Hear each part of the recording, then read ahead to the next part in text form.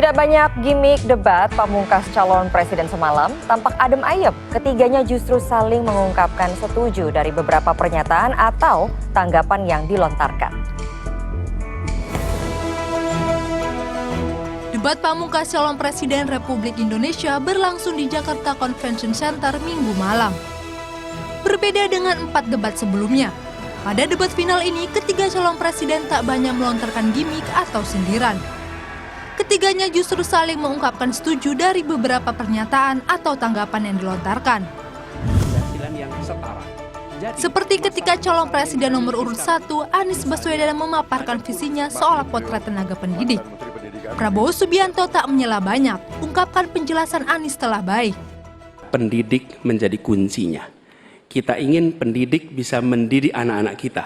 Karena itu kita harus bertanggung jawab dengan penuh atas kesejahteraan pendidiknya, agar dia bisa konsentrasi mendidik anak-anak kita. Prinsip itu harus dipegang oleh seluruh penanggung jawab kebijakan di seluruh Indonesia. Kalau kita punya pegangan itu, maka terjemahannya mudah. Terjemahannya adalah pertanyaan, apakah tenaga pendidik di tempat Anda bertanggung jawab sudah mendapatkan penghasilan yang adil, penghasilan yang setara? Mungkin maklum beliau mantan Menteri Pendidikan, begitu? Siap, Bapak. Tapi enggak, saya sangat sependapat. Saya mau nambahkan bahwa kita harus mengaudit, mengkaji sekarang sistem kita ini baik atau tidak.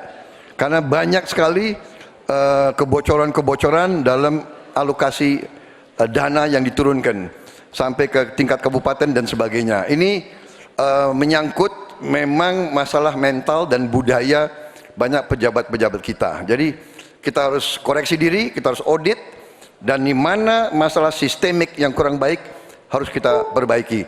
Kita harus berani memperbaiki sistem yang kurang baik. Terima kasih. Begitupun sebaliknya, kala Prabowo Subianto mendengarkan jawaban Anies Baswedan untuk mengomentari ide calon presiden nomor urut 2, hendak mengirimkan putra-putri terbaik bangsa untuk belajar kedokteran ke luar negeri. Lagi keduanya sependapat, bahkan saling melengkapi masukan program. Angka kematian atau usia hidup Indonesia termasuk cukup memprihatinkan, dan ini masalahnya adalah karena kekurangan dokter. Apakah Bapak setuju dengan gagasan saya untuk secara besar-besaran mengirim 10.000 anak-anak kita ke luar negeri? Prinsip untuk meningkatkan kompetensi kami setuju, Pak. Karena kompetensi yang meningkat bagaimanapun juga akan bermanfaat. Nah, isunya adalah kita harus melihat apa yang menjadi urgen hari ini. Namun berbeda kala giliran Ganjar Pranowo menanyakan tanggapan Prabowo soal mana yang lebih penting, internet gratis atau makan gratis. Saya punya program internet gratis untuk sekolahan, untuk UMKM. Tapi ada yang menarik, Pak. Di Pontianak pada tanggal 20 Januari Bapak menyampaikan bahwa orang yang menginginkan internet gratis itu, maaf ini Pak, otaknya lambat. Padahal biasanya mereka otaknya cemerlang gitu. Di sisi lain, ketika Bapak menyampaikan itu, cawapres Bapak bicara IoT, hilirisasi digital, dan banyak program yang sebenarnya berbau digital. Tidak lengkap yang Bapak dengar ucapan saya. Yang saya katakan adalah yang mana yang lebih penting, internet gratis atau makan gratis untuk orang yang sedang susah, untuk orang miskin, untuk orang kalangan bawah. Itu yang saya maksud. Kalau internet gratis, ya saya setuju, tapi jangan internet gratis lebih dipentingkan daripada makan gratis. Makan ini mutlak untuk rakyat kita. Jejak digital tidak akan pernah hilang, Pak Prabowo. Maka statement Bapak yang hari ini mencoba mengklarifikasi rasa-rasanya di publik sudah lewat, Pak. Karena pertanyaan Bapak itu sangat clear dan membandingkan itu. Maka kalau kita berbicara bahwa orang yang pilih internet gratis otaknya maaf lambat, saya kira statement itu sangat sadis. Begitupun sebaliknya kala Prabowo menanyakan tanggapan Ganjar. program paslon nomor urut 2 yang hendak berikan makan gratis pada anak-anak Indonesia. Keduanya kembali terlibat saling sindir. Banyak sekali anak-anak kita yang kurang gizi, stunting. Saya ingin bertanya, apakah Bapak setuju dengan gagasan saya untuk memberi makan bergizi untuk seluruh anak-anak Indonesia? Kalau ngasih makannya kepada anak-anak untuk mencegah stunting, saya sama sekali tidak setuju, Bapak. Karena Bapak terlambat, Pak. Stunting itu ditangani sejak bayi dalam kandungan, Pak. Ibunya yang dikasih gizi.